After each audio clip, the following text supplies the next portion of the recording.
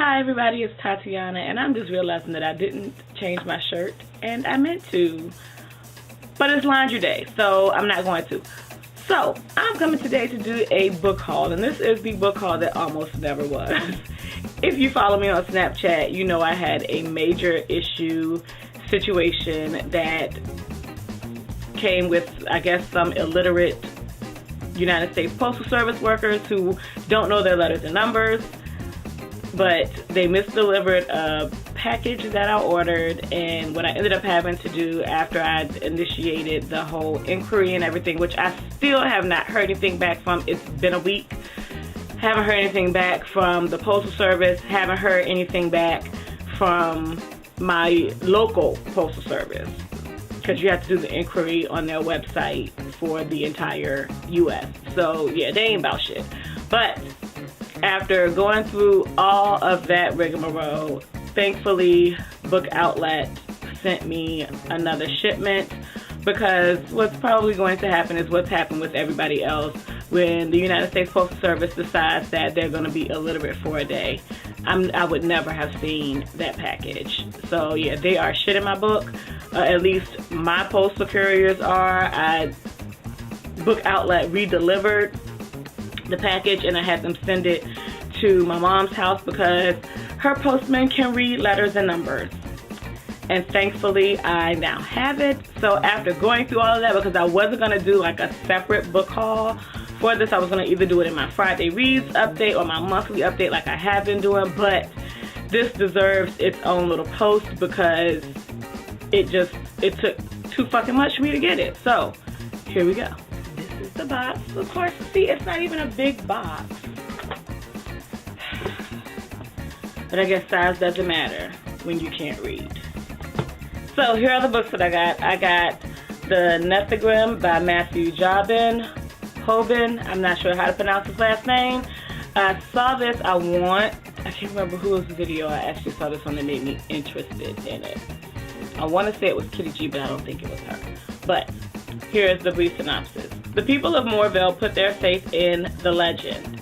The knight Tristan and the wizard Visric, in an epic battle, had defeated the evil Nethogram. That faith is shaken when livestock go missing, only to turn up as piles of bones. But it's when a group of children disappear that they know for sure the Nethogram has returned. Edmund's brother is one of the missing, and Edmund knows he must do something to save his life. But what? Though a student of magic, he struggles to cast even the simplest spell. Still, he and his friends swallow their fear and set out to battle an ancient evil whose powers none of them can imagine. Now, the reason that this interested me was the premise to the story, because as I was reading it, when I heard about the livestock, I was like, okay, but when I heard about the kids going missing, it made me think immediately of the Erlkönig by Schubert. I think it's by Franz Schubert, which is a German lieder song about an evil spirit that feast on the essences, the spirits of children. And the song, it's just awesome. If you've watched Tiny Toons, you've heard it time and time again, because Tiny Toons loves the Erlkönig. It's like crazy. I will put the link to it if I can find it on YouTube with the English translation, so that you can read what the English translation is along with listening to it in German. But it is probably that and Gretchen am Spinnrad are probably my two favorite Schubert songs just ever. So I have not exhausted the library of Schubert, so that is always due to change, but yes. So because it reminded me so much of that, that's why I wanted to read this. I'm really, really, really looking forward to reading this. I also got Citizens Creek by Lolita Tatamy. If you will recall, I want to say last year, or maybe it was 2014, I read Cane River. I have read River, which I have yet to read, but I loved Cane River so much and gained so much respect for Lolita Tatamy for the history that she did, or the research that she did into her own familial history at the time period when these novels were written, when it was just like no internet or not no internet, but it wasn't what it is today where you can easily find information. And so yeah, she kind of got a super fan for life. So this was on a ridiculous sale, so I picked it up. And then the third book that I got is The Tropic of Serpents, a memoir by Lady Trent by Marie Brennan.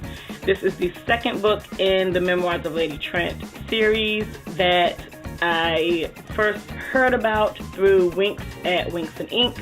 And yeah, I've been wanting to read it, and I got the first book in the last Bookoutlet haul that I did, and then this was on sale for like $1.50. So I picked it up in hardback, not scratch and dent. So I picked it up. I also went to Barnes & Noble because I had a coupon and I had time to kill on Saturday in between a couple of things. So I picked up Faith. This is the first volume. The series is called Faith, but the first volume is called Hollywood and Vine. And I heard about this through, I think, Marina's over at My Name is Marina. She read the first issue and really liked it, so I just wanted to wait for the trade because I went to my comic book shop and they didn't have the first issue. So I just waited for the trade and I picked that up. And I got some metallic bookmarks. I actually have already used two. One is in This Bit of Earth by Bernice L. McFadden, and the other is In the Skull Throne by Peter B. Brett. And I will probably not be buying another bookmark for some time. I'm lying.